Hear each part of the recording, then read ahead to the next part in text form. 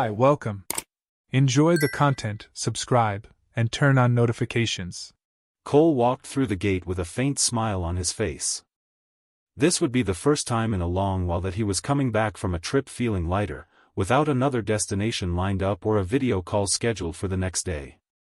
He had just opened the 12th office of the energy company he built from scratch, and this time he was coming back from London.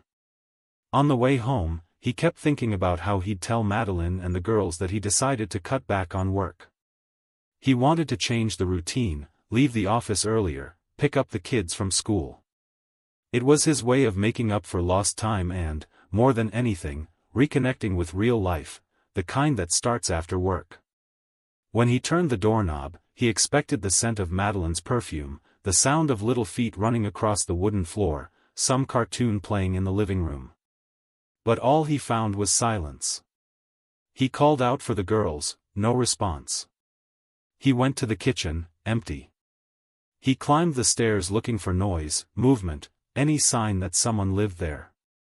The girls' rooms were too neat, as if nobody had slept in them for days. The closet looked incomplete, some clothes and 2 suitcases were missing. And it was in the study that he found what he feared most, an envelope with his name written on it, deliberately placed in the center of the desk. He opened it with trembling hands. Madeline started by saying she hoped he understood. That the past few months had been hard. That she missed him, and more than that, she missed being seen, touched, desired. She confessed she got involved with Travis, the golf instructor at the club, and that it started with innocent conversations. That she didn't plan anything, that it just happened. She said there was no love, that it was a mistake. That she felt confused, guilty, and ashamed, but that it was already too late to undo what was done. She wrote that she was staying with the girls at her parents' house in Napa Valley, giving him space to process everything without having to deal with the girls' questions.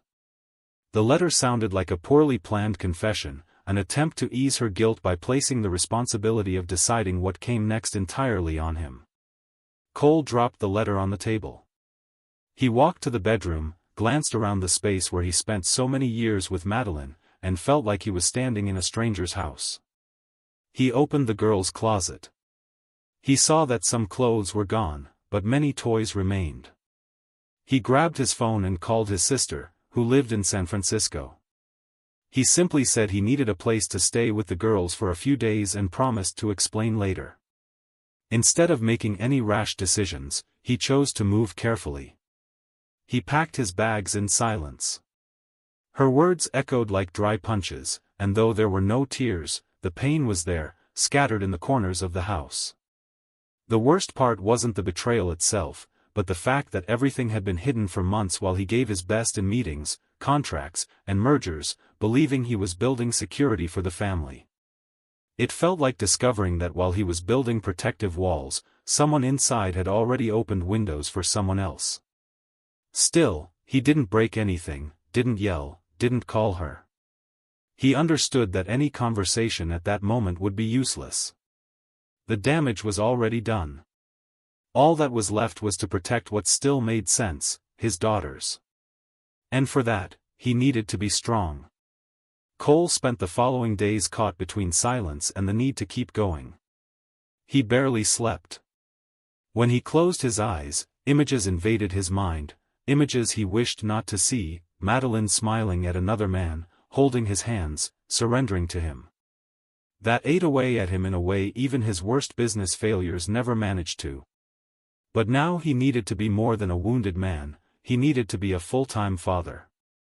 The girls were still with their grandparents in Napa Valley, and Cole used those days to organize his next steps, slowly but precisely. Divorce was inevitable, but that didn't mean he would rush through it recklessly. He had already seen too many friends lose themselves in legal battles that destroyed entire families. He didn't want that for his daughters. On a regular afternoon, while waiting for the coffee to finish brewing, he received a call from Andrew, an old acquaintance from the golf club. It was a short, casual conversation, but it changed everything. When Cole briefly mentioned the separation, Andrew let out a seemingly trivial sentence that planted an uncomfortable seed. you were just one more on Travis's list. Cole froze. He asked him to explain. Andrew backed off, said it was better forgotten, that he didn't want to get involved. But it was already too late. That thought wouldn't leave his mind. In the following days, Cole couldn't focus on anything. He kept thinking about what Andrew said and wondering whether Madeline knew who Travis really was, whether she had any idea of the kind of history he carried. And if she didn't know, why did she let herself get involved? With his head full of assumptions, he decided to stop imagining and start acting. He asked for recommendations for a good private investigator and hired a discreet, experienced professional who had already worked for other businessmen in the area. The report arrived in just a few days. Cole spent the whole night reading every line. He discovered that Travis had already been involved with at least 3 other married women from the same club. In 2 of those cases, divorce followed. The information included message records, photos, and even an informal complaint filed with the club administration, which chose to bury it to avoid scandals. The pattern was always the same: he approached during lessons, offered attention and a listening ear, then came the discreet invitations, the secret meetings. Cole felt his stomach churn. Madeline hadn't been the first, and probably wouldn't have been the last. What she thought was emotional connection was likely a recycled script. She didn't fall into a trap out of naivety. She gave in. She knew it was wrong, but she went ahead anyway. Even faced with this new pain, Cole stayed focused. He would use this wisely. He took the material to his lawyer, a professional known for ethics and firmness. The plan was to proceed with the divorce, using the evidence strategically. No exposing Madeline or ruining her image in front of the girls. But this was enough to protect his own rights, ensure the girls would spend more time with him, at least until things could be calmly discussed again once the dust settled. The lawyer agreed with the approach and began preparing the documents. Throughout this process, Cole constantly thought about the girls. They were in Napa, probably hearing softened versions of the truth. And he knew that sooner or later, he would have to tell them his side of the story, adapted to their age. He didn't want them to grow up hating their mother, but he also wouldn't allow them to confuse loyalty with passivity. They needed to understand that forgiveness is a choice, but respect is a duty. One Saturday night, while visiting his sister's house, he sat with her on the porch and shared part of what he had discovered. She listened carefully, with the firm expression of someone who felt anger but avoided fueling it for him. When he finished, she simply said, "You'll come out of this with your head held high. It will hurt, but it will shape you." It was a simple phrase, but it echoed in his mind. In a way, it was true. Every pain well fought shapes us. And Cole was already changing without realizing it. In the following days, he scheduled a phone conversation with Madeline. She answered in a low tone, sounding embarrassed. He got straight to the point: the divorce was inevitable. Madeline tried to argue, cried, begged him to reconsider, but Cole remained firm. He told her he wouldn't make a scandal, that he would protect her image in front of the girls, but that this was the end. He simply asked her to prepare the girls because he would go pick them up. She agreed, defeated. Her voice sounded like someone only now beginning to grasp the extent of the damage she caused. He hung up and stared at the phone for a while. He took a deep breath and, for the first time in weeks, slept for several hours straight. Without nightmares. Without questions. Just the necessary emptiness to keep moving forward. The divorce process moved forward with surgical precision. Cole, supported by a well-written prenuptial agreement and the irrefutable evidence gathered by the investigator and Madeline's confession letter, handed over all the necessary documents to his lawyer like closing a business contract, without anger, without haste, but with a level of seriousness that impressed even those used to handling separations. The difference this time was that it wasn't a company at stake. It was his own life. Madeline, upon being officially notified, signed the papers with an empty expression. She looked worn down, exhausted inside, like someone who already knew there was nothing left to save. Despite the weight of what she had done, she wasn't left without support. The prenuptial agreement guaranteed her a significant sum, along with one property and part of the company's shares separated judicially by mutual agreement. She maintained the standard of living she was used to, with enough financial stability to move forward without depending on anyone. The difference was that all of this now came accompanied by a loneliness she built word by word, gesture by gesture. Cole, on the other hand, didn't seek revenge or recognition. He avoided public comments, refused to discuss the matter with close colleagues. He preferred to preserve the dignity of the process. His only real concern was centered on the girls.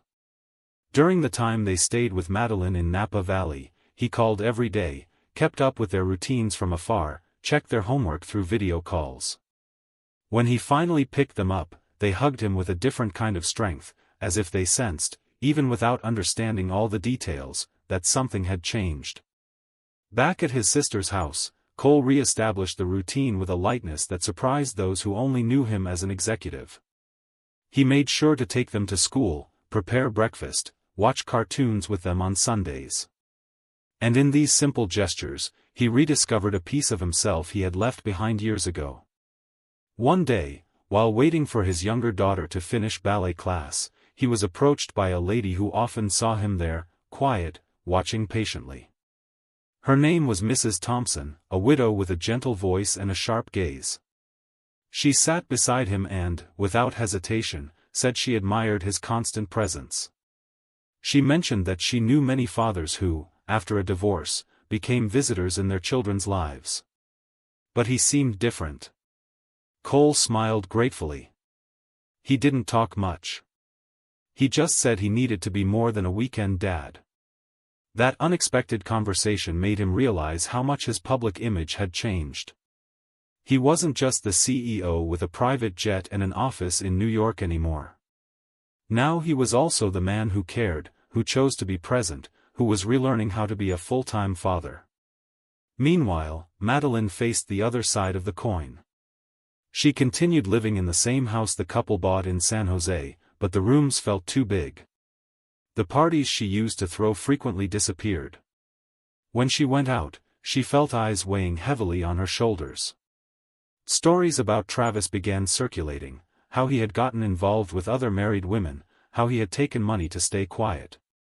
Some of her friends, even without directly saying so, gave subtle signs of suspicion, as if waiting for her to fully accept the role of the villain. Madeline tried to join new circles, but she didn't fit in. The guilt, even with all the money, left a trail difficult to erase. The only thing she preserved with dedication were the visitation times with the girls. She made sure to pick them up punctually, prepared their favorite meals, bought books, helped with homework. It seemed like an effort to compensate for the mistake with presents.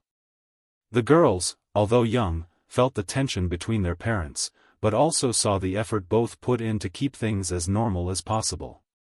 Cole never spoke badly of Madeline in front of them. When one of the girls asked why he and her mom no longer slept in the same house, he replied that sometimes, even when two people love each other deeply, they can follow different paths. The girl stayed silent, then smiled and hugged him. With time, Cole also stopped going to the club. He swapped golf lessons for morning hikes. He stopped attending social events and focused on work only during office hours. His office now followed more human hours. Meetings ended earlier, lunches were replaced with walks with the girls. He relearned how to cook, how to organize birthdays at home, how to help with schoolwork. Instead of nights in five-star hotels, he started planning trips with the girls to simpler places, with trails, lakes, and bicycles. He wasn't trying to erase the past, but to rebuild a future where he could feel whole again. Even with everything he had lost, he knew he had something of immeasurable value in his hands. And protecting that became his daily mission. A few months had passed since the divorce was finalized. The routine was more balanced, the girls seemed adjusted to the new dynamics, and Cole was starting to feel a strange calm. It was a peace that came slowly, without big celebrations, simply marked by the absence of chaos. He no longer woke up with a heavy chest. He had gotten used to the idea that life doesn't always follow the expected script. The pain that once filled everything was now just a shadow trailing behind him. It was still there, but it no longer dictated his steps. It was on a regular afternoon, while organizing some school papers for the girls, that he received an unexpected message. It was from Madeline. She wanted to talk. Not on the phone. She wanted to see him in person. She said she needed to say something while looking into his eyes. He hesitated before replying. He thought about refusing, but eventually accepted. They agreed to meet at a quiet park, away from familiar eyes. When he arrived, Cole saw her sitting on a bench, holding her hands tightly, like someone fighting against her own anxiety. Madeline looked thinner, her face tired.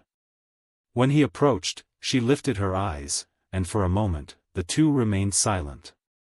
There was no intimacy between them anymore, but there was a shared history. And that alone justified the meeting. She got straight to the point. She said she wasn't there to ask for reconciliation, that she knew she had broken something that couldn't be rebuilt with words. She simply wanted to apologize, not for the act alone, but for everything. For letting loneliness make decisions instead of maturity. For mistaking need for freedom. For creating an emptiness where a family once stood. Cole listened without interrupting. There was no anger in his eyes. There was a safe distance between them, built from pain but also from respect. When she finished, he simply said that he had already forgiven her. That he spent a lot of time trying to understand why, but concluded that some choices appear when we lose ourselves. And that she seemed to have gotten lost. Madeline quietly cried. He let her finish, then stood up and said that was enough. It was over. Life would continue in separate directions. But she was still the girl's mother. And that required a kind of bond that didn't depend on romantic feelings. It required maturity. She nodded silently.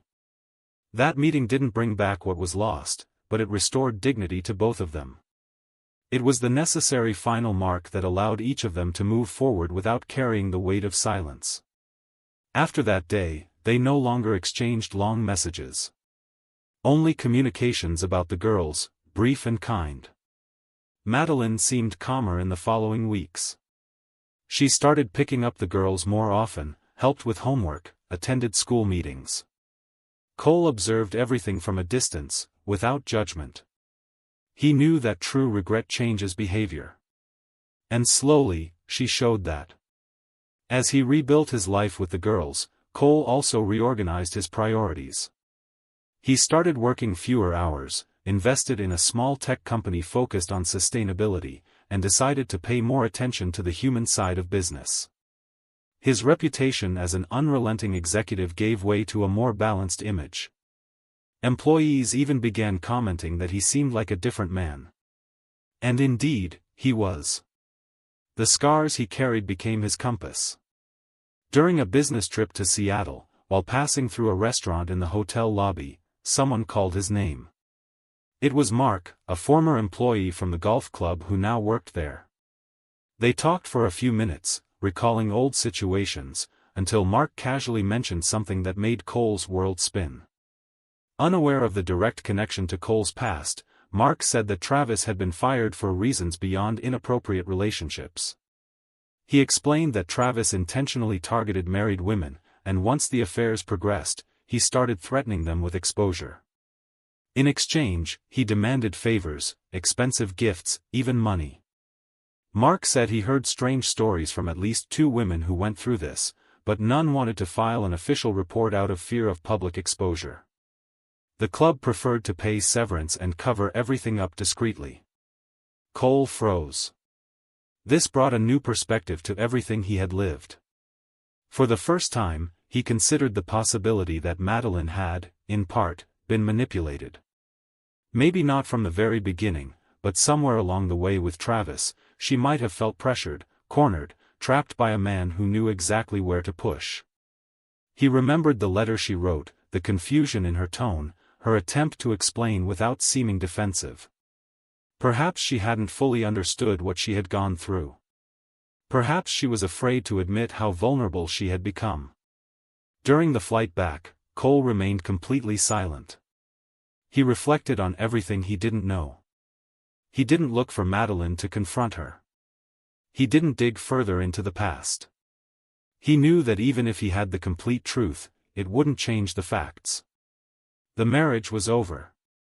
The consequences existed. But something inside him changed. He began to view the story with more compassion. She made a mistake. But maybe she was too hurt to act clearly. Maybe she was lonelier than he imagined. On an ordinary night, sitting at the table with his daughters, while one talked about a school project and the other asked for help with math, Cole smiled. He realized that the love he built with them survived any storm. That was what mattered. After putting them to bed, he went to his room, opened the notebook where he used to write thoughts, and wrote something that needed no editing. Not every betrayal begins with desire. Sometimes it starts with silence. He closed the notebook, turned off the light, and slept with a clear conscience. Because in the end, what he built with honesty, no one could destroy. Suspicious of your wife or daughter-in-law? Don't go through what we saw in the video. Check the link in the comments and get the ebook with valuable tips and investigator-approved sites to clear your doubts. Thank you for watching the video. If you enjoyed it, don't forget to subscribe to the channel and turn on notifications so you won't miss any updates. See you next time.